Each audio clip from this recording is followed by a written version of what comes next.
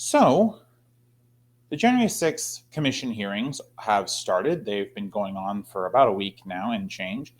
And so, I wanted to comment on why you probably shouldn't get too hyped up about the results of the January 6th commission.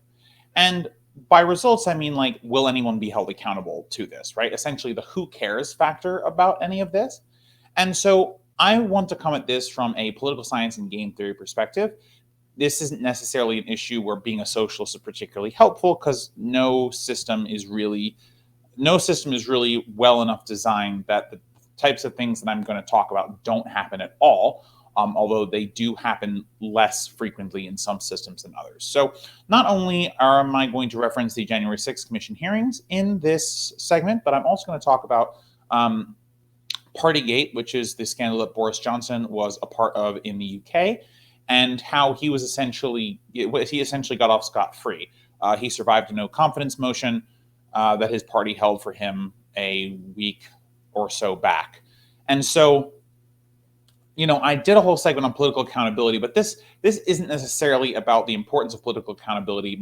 This is more of a why it won't happen. Okay, so politics in general is what is considered in game theory a repeat player game. Okay, and so backing up for a second, what that means is essentially in many corners of the world, including here in the United States and in the UK, the same groups of people tend to be involved in politics for essentially their entire lives, right? There is a politician class of individuals who actively do the politicking for the country, whether they got in at a young age or a middle age, whatever. You essentially are spending a lot of time with these same people. Okay, and by the way, this applies in supranational bodies as well, like the European Union, ECOWAS, and things of that nature, right? So essentially, what happens is, as people begin to get more and more familiar with each other and they become to understand each other as people, they are less likely to do things that will hurt the feelings of the other person. And not just hurt the feelings of, but do things which might harm their relationship with that person, right? Now, whether they benefit from that relationship in the short term or the long term, it doesn't really matter. And actually, the actual benefit of the relationship doesn't actually have to come to fruition. It's just the idea that one day this will be an issue that essentially prevents some of the more combative types from staying in politics in the long term. And actually, we're starting to see this here. The civil war that's been playing out in the United States Democratic Party for the last however many years. The part of the reason that's so non-combative most of the time is because the progressive wing of the Democratic Party still has to work with and get buy-in from the corporate wing of the Democratic Party, right? And in order for them to get those votes, they don't want to insult those members, and vice versa, in theory, because they feel as if they need those votes. And right, they need the assent of those individuals to ascend the ranks into leadership, right? So that's generally what a repeat player game is. And by the way, it doesn't just have to be politics. It can be any situation. If you're in a work environment with other people, you may find yourself, unlikely to criticize someone on your team who does similar work as you, because you may fear that if you need help from them later, they won't give it. They will remember the poor treatment that you gave them, and they will not help you. Okay, and so there are any number of situations to which this applies, but in politics, it's really important from an accountability perspective, because essentially it means that you are less likely to see accountability, to see people held accountable for their wrongdoing, because essentially, if that person is not completely removed from the system, then what ends up happening is that person then goes back with whatever bitter and resentful feelings, and they typically remember who's wronged them, right? And then they may take actions that are similarly harmful against you, right? So you don't want to risk that. So that's essentially the idea of repeat player games. So in the British system, the parliamentary system, and in multi-party systems, and by the way, here, when I say multi-party, I actually mean more than two parties. I know 2 is technically multiple parties, but a multi-party system as opposed to a two-party or a one-party system, right? So we're talking about more than two viable political parties. There's a whole bunch of theory about what makes a viable political party, but I don't really want to get into it. And I don't have the paper that I studied in college in front of me to give you the proper theory on this. So there's really no point in me going down that rabbit hole. But essentially, you can essentially map a country by the number of viable political parties, and you can create a decimal based on that. And as long as that decimal is greater than 2, that's what's called a multi-party democracy, as opposed to a two-party democracy like we have in the US and other presidential systems, and a one-party democracy like you have in China. Okay, so just laying all the cards on the table here. So if you go to multi-party democracy systems, so France, the UK, Australia, just to name a few examples, one of the things that you tend to notice is that the repeat player problem doesn't really manifest itself as strongly as it might in other situations. Now, why is this?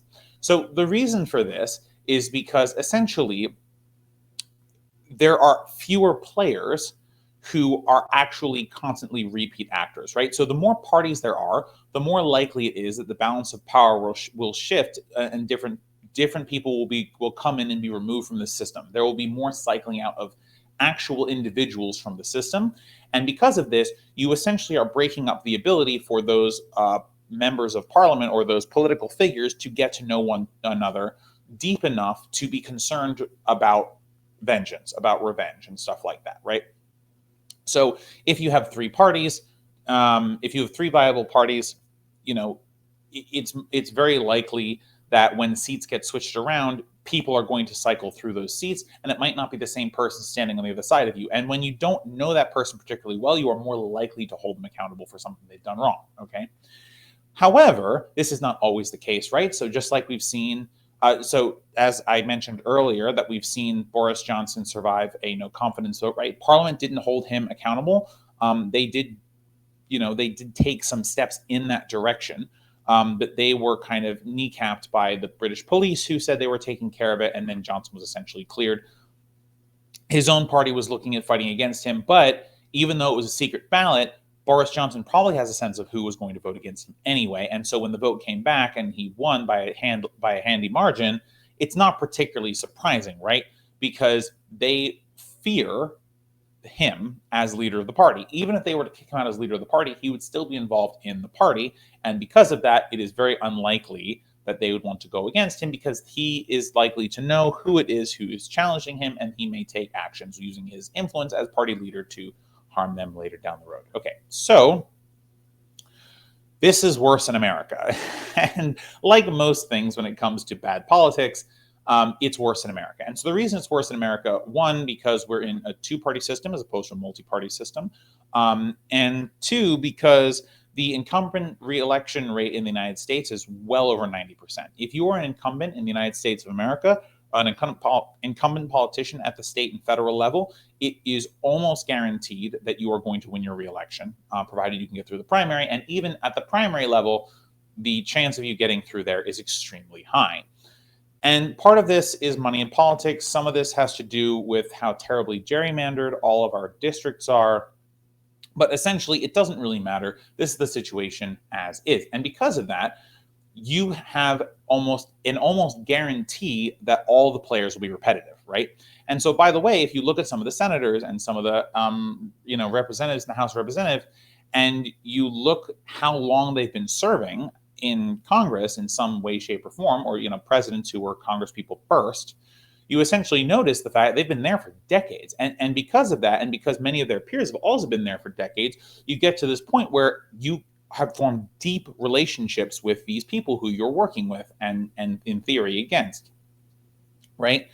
And so because of that, you are very unlikely to hold them accountable. Now, the January 6th Commission is a little different because many of the players who are on the kind of wrong end of the law here are fairly new to politics in some manner, shape, or form, right? Peter Navarro is not exactly a long-term political player. Donald Trump is not exactly a long-term political player.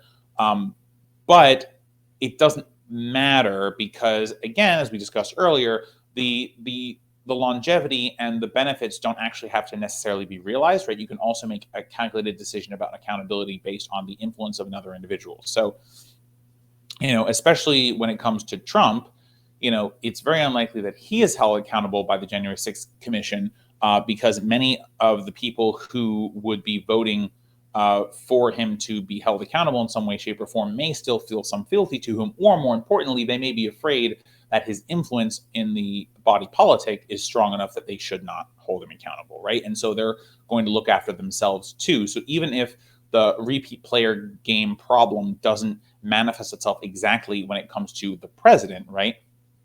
It does manifest itself when it comes to other interactions that politicians have with each other. By the way, it was kind of interesting when Liz Cheney came out against some other members of the Republican Party, because the Republican Party, by its very nature, is a repeat player game. Almost all of those people have been in Congress for a very long time, or have been within congressional circles for a very long time. And so for her to kind of step out of line like that kind of breaks the mold of is really an outlier. I mean, when it comes to politics around the world, and especially in America. So again, I would say that she's the exception that proves the rule. The fact that almost nobody else wanted to be involved in the January 6th Commission, and wanted to turn on members of the Republican Party and what their language was following the Capitol insurrection and Donald Trump's plan to use rogue electors to steal the election, that to me speaks very strongly to the fact that the repeat player game idea is well at work here. Okay. So we're actually going to step away from this for a second, and we're going to talk about why specifically in the United States it is very unlikely that Trump will face any consequences whatsoever. And by the way, it's not just Trump, literally any president. Okay. So one of the things, and by the way, we're going to talk a little history too to get this. So Nixon was impeached, right, because of the Watergate scandal. Well, I wasn't alive then, but I do remember reading about this guy named Gerald Ford who came after Nixon and then pardoned him. Why did he do this? He didn't have to do this. There is an unspoken rule amongst presidents, and I really do mean unspoken. There's no grand conspiracy here. There's very much, CYA going on here, right? So Gerald Ford knew something that every other president knows, which is that if I prosecute the guy before me, or if I allow the guy before me to go down for something and to be criminally liable for something, then it then opens the door for me, the current president, to be criminally liable for something. Now, of course, the obvious solution here is, well, don't do anything criminal. Okay, fine. I hear you. But for a president, easier said than done, right? So especially if you look at the Cold War presidents, pretty much everyone after FDR, we, by commission or omission, there were war crimes committed in dozens of countries around the world. Each of those can be led back to the ultimate decider in chief, who was the president. Now, you can make an argument that the FBI had gone rogue a couple times, the CIA had gone rogue a couple times. Doesn't really matter. The president is seen functionally as the head of the American government, and which he is. And so because of this, you would have to hold the president accountable, criminally accountable, right? So every president has known that if you then go to the president before you and you prosecute them for war crimes or any other crimes that they have committed, regardless of what those crimes might be, it then whoever comes after you is then going to think about prosecuting you for war crimes or whatever other crimes. And by the way, part of the other reason that this unwritten rule exists is because there's serious concern amongst presidents, and not necessarily for a bad reason, that the accusation of presidents of crimes and the execution of the indictments on presidents for crimes may be politically motivated as well, right? And so as soon as you stop, let me back up. As soon as you create a situation where, it looks like your prosecution might be political, the next person is not going to care what's political. They're going to prosecute you anyway. And whether it's revenge for the first guy or whether you did something wrong is not going to matter, because what will matter at the end of the day is whether they have the votes to impeach you and then the political clout to convict you. And once they do that, it becomes a very slippery slope, especially in a situation like the United States, where there's only two parties, and where there only ever can be two parties because the way our rule is set up. You get to a really dangerous and sticky situation where you start having all sorts of accusations of crime being lobbed against politicians who didn't necessarily do them, and it becomes politically motivated very quickly. And the reason that this happens, and is more likely to happen in a system like ours, is because there are so few players in it that the vengeance is going to be very real. So you get to a situation where all the incentives point away from indictment, point away from the accusation of crimes. There are so many fears that people are either thinking about consciously or subconsciously when it comes to things like the January 6th Insurrection Committee hearings and other political projects to hold presidents accountable. It's never going to happen. And because it's never going to happen, presidents are able to take that knowledge, because they know that it's never going to happen, are able to take that knowledge and be more reckless and do more illegal things because of that.